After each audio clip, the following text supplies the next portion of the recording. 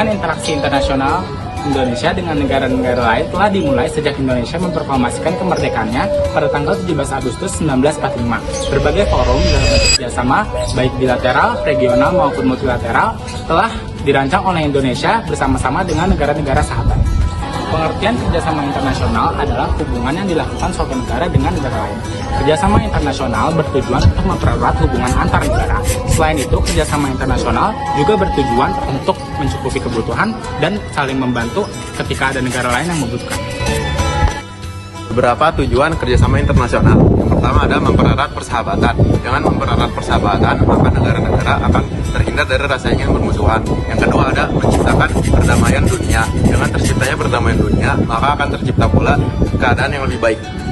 3. Memperluas tenaga kerja. Dengan adanya kerjasama internasional, suatu negara dapat melakukan program pertukaran pelajar, sehingga akan menciptakan tenaga ahli yang baru.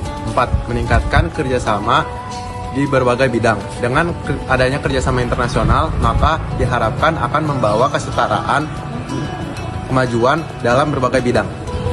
Nah, kerjasama bilateral itu adalah kerjasama yang dilakukan oleh dua negara yang bertujuan untuk menjalin hubungan antar negara, dan kerjasama bilateral juga dilakukan dalam negara yang menjalin hubungan diplomatik.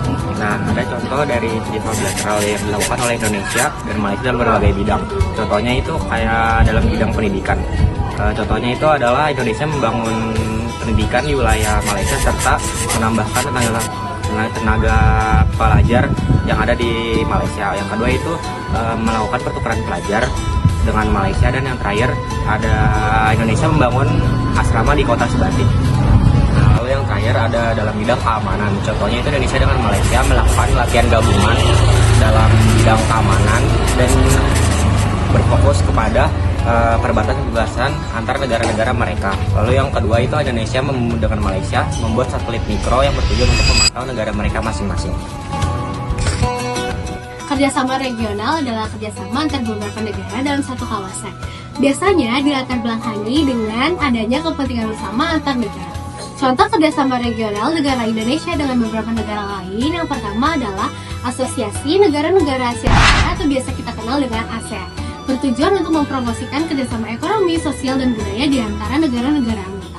Lalu yang kedua ada kerjasama ekonomi Asia Pasifik atau biasa kita kenal dengan APEC, yang bertujuan untuk mempromosikan kerjasama dan perdagangan di antara negara-negara anggota.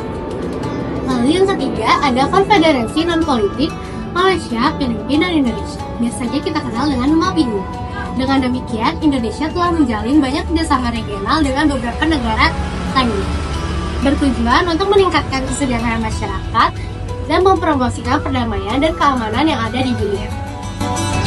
Kerjasama multilateral adalah bentuk kerjasama internasional yang melibatkan 3 negara atau lebih untuk mencapai tujuan bersama dalam berbagai bidang. Ada bidang ekonomi, bidang politik, bidang sosial, bidang keamanan, dan bidang lingkungan. Berbeda dengan kerjasama bilateral yang hanya melibatkan 2 negara saja. Kerjasama multilateral ini memiliki cakupan yang lebih luas dan kompleks.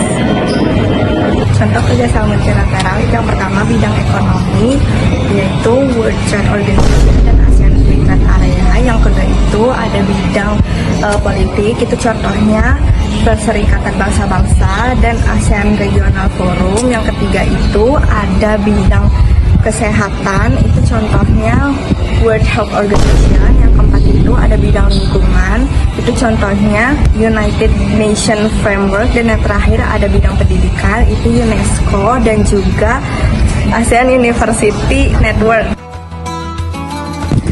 Kerjasama internasional itu memberikan berbagai manfaat nyata, yaitu untuk beberapa negara yang terlibat maupun masyarakat global. Nah, beberapa manfaat utama yang meliputi yaitu pertama ada peningkatan ekonomi global, yaitu membuka peluang perdagangan dan investasi, serta memberikan akses ke pasar yang lebih besar dan teknologi untuk mempercepat pembangunan ekonomi, terutama di negara yang sedang berkembang. Yang kedua, ada mengatasi masalah global, yaitu membantu negara-negara untuk bekerja sama untuk mengatasi masalah seperti perubahan iklim, pandemi, dan terorisme dengan melalui berbagai data dan teknologi. Yang ketiga, itu ada peningkatan keamanan dan stabilitas, yaitu mencegah konflik dan mencegah stabilitas politik global melalui organisasi internasional dan menjaga kedamaian dan mencegah penyebaran senjata nuklir dan isu lingkungan. Nah, di sini mengatasi masalah lingkungan seperti polusi, perubahan iklim dengan bekerjasama dan membuat perjanjian internasional seperti Protokol Kyoto dan Perjanjian Paris. Yang terakhir itu ada pengembangan teknologi dan inovasi, yaitu mempercepat kemajuan di bidang teknologi dan inovasi seperti kolaborasi internasional. Nah, contohnya itu seperti proyek CERN atau eksplorasi luar angkasa. Nah, secara keseluruhan kerjasama internasional itu membantu kita menciptakan dunia saling terhubung dan mencakup kehidupan yang berkelanjutan dan berfokus pada penyelesaian masalah global yang mempengaruhi banyak negara. Hambatan kerjasama internasional yang pertama adalah perbedaan sumber hukum. Ada beberapa hak pidana di negara kita yang merupakan hukum dan bukan di negara orang lain, sehingga tidak bisa dihukum. Sedangkan beberapa kejahatan itu perlu melakukan kerjasama antara dua belah pihak negara, seperti kejahatan cyberbullying, penipuan, dan juga adalah ketimpangan sumber daya. Ada beberapa negara berkembang yang cenderung kurang diuntukkan di setiap kerjasama internasional. Hal itu karena adanya faktor ketimpangan sumber daya, fasilitas, dan juga teknologi. Yang ketiga, meningkatnya konflik dan tingginya angka pengungsi paksa. Beberapa asing dan juga kedaulatan seringkali menjadi isu sensitif dalam hak kewilayahan dan juga hak asasi manusia. Yang terakhir adalah perbedaan kepentingan di setiap negara. Perbedaan kepentingan dan juga prioritas di setiap negara seringkali bertabrakan karena tidaknya keselarasan atau tidak sesuainya, sehingga itu bisa menjadi hambatan.